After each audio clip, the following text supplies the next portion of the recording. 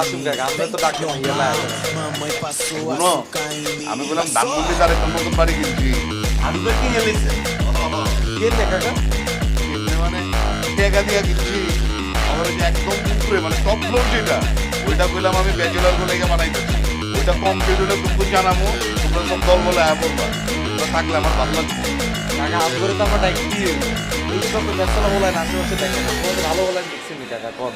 হ্যাঁ, আমরা কিন্তু বেগুনে ভালো করে হলাই না, আর সবচেয়ে বেশি ভালো কিন্তু আই কাকা। আর আম্মা কিন্তু নোয়াখালীর চেয়ারম্যান।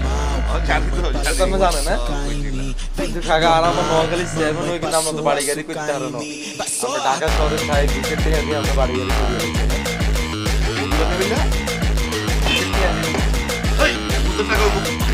আমি কি চাকরি করিনি? হ্যাঁ, কিন্তু কিন্তু সরকারি চাকরি করি নাই, কোনো প্রাইভেট চাকরিও করি নাই।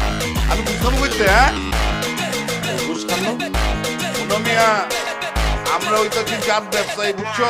আমার দাদার আমল থেকে আমরা ব্যবসা করতেছি।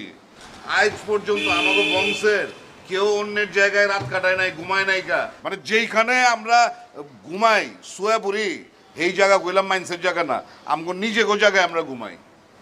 ও বুঝছি, তাহলে বাপ দাদা সম্পত্তির উপর দিয়ে চলে যাইতেছেন, তাই তো? এটাই তো কাকা, বাপ দাদার সম্পত্তি মানে কইতাছি ব্যবসা ব্যবসা ব্যবসা করে এই টাকা বানাইছি, বুঝছো?